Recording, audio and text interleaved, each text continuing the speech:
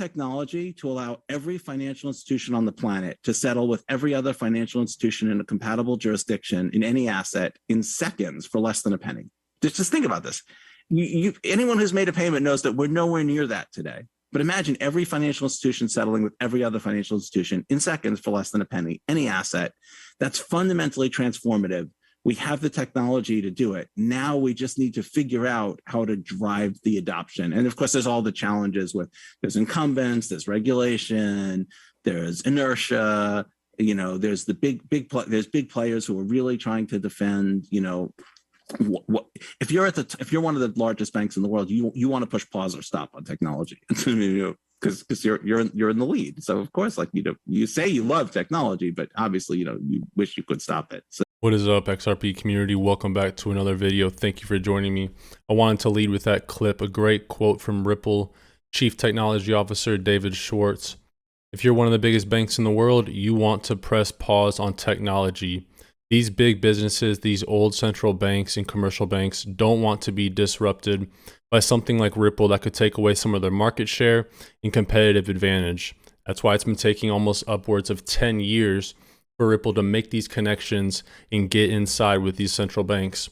And they're already using X Current. They're not using X Rapid. I'll break that down, the difference between those in a minute here. We do a giveaway for $10 of XRP every day. Like the video, subscribe with notifications on, and comment anything in the YouTube comments below. I announce the winner in the video description. Let's hop right into it. There's some crazy things going on in the world right now.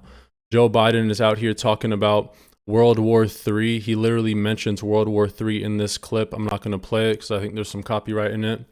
And he defines World War III as putting offensive equipment like tanks on the ground in Ukraine. And Kim.com, founder of Mega Upload, really smart guy, internet entrepreneur. He says, don't underestimate the seriousness of this situation. And basically, he goes on to predict that NATO and the US are just going to keep provoking Russia. And this could cause absolute chaos in the global markets. You know how wars are. They typically cause a lot of volatility. And I don't think it's a really good thing for the markets. So something to keep in mind. EU will allow banks to hold 2% of capital in Bitcoin. We saw this proposal about a month ago. You probably saw a headline like this. The EU has officially announced that. And the charts are looking good for XRP, my friends. Press the like button if you want XRP to go up. No, I'm just kidding. But XRP is printing its largest triangle in price history. You see, last time from 2014 to 2017, we had this 3-year-long wedge. And when it broke out, it did crazy multiples, 8,200% gain, 2,000% gain. Now, the truth of an asset is as it goes up in price, it requires more and more economic energy.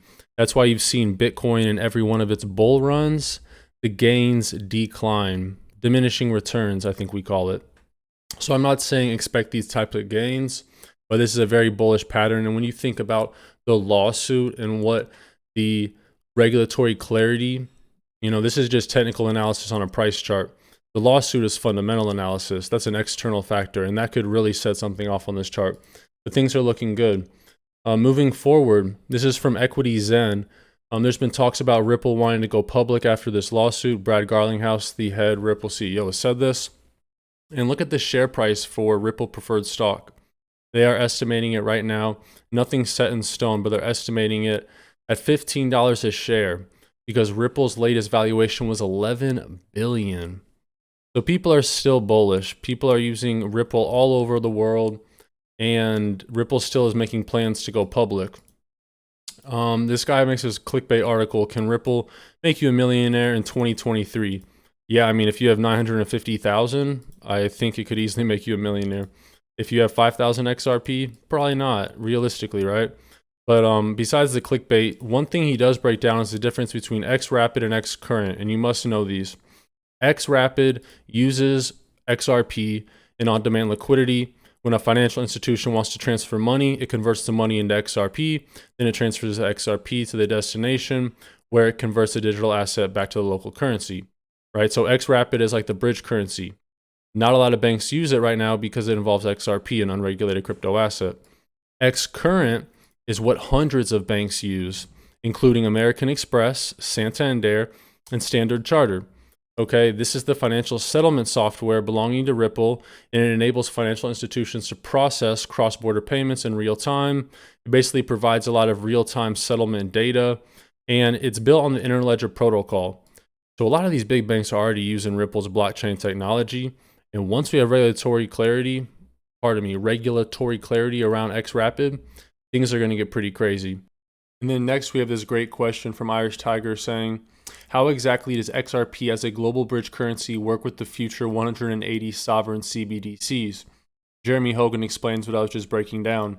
XRP is sent to the destination currency, and then whatever currency they want, say it's Japanese yen, British pounds, Brazilian real, then they just swap that XRP right back into there, and it gives them the advantage of fast, cheap, efficient cross-border transactions. And once again, we have XRP popping up in some crazy documents. Here we have a peer-reviewed journal talking about decentralized energy systems research and smart cities. They mentioned Ripple as a permissioned blockchain in this document. And then another one right here, not explicitly mentioning Ripple, but just another thing about the ISO 222 coins. This includes other coins like Quant, HBAR, XRP, Algo, and a few others. But the Reserve Bank of India, in their payments for Vision in 2025, talk about interoperability and contactless transit card payments in offline mode, and seamless travel with a single payment instrument. All right, so all these other countries, it's not just the US, it's not just Asia. India is, I think it's like 1/5 of the world's population. It could be more. Absolutely crazy. And they talk about facilitating a framework for IoT and context-based payments, migrating all operated payment systems to ISO 222. This is obviously the future, as we all know. And then right here, there's a great clip from Polanyi, Senior Professor of International Trade Policy at Cornell University. In the quote from this video, it's a 4-minute clip, so I won't bore you with all of it. Banks that don't trust each other to have a mechanism outside the bank system, but if you do have, as with distributed ledger technology, that can cross-verify each other and banks can work together. Banks don't want to give up the power and control they have over their internal systems. They don't want to be transparent. The distributed ledger technology still allows them to have that verification and control. Furthermore, don't forget Ripple's CBDC private ledger that they've talked about, engineered just for these central banks. And guys, our sponsor today is Skillshare. You can learn tons of different skills, whether it's photography, art. They have a 7-day free trial. And it's not just about crypto, it's just about learning different skills from all these different really interesting people. So check out Skillshare, maybe get a 7-day free trial. Links in the video description below. God bless you. Until next time.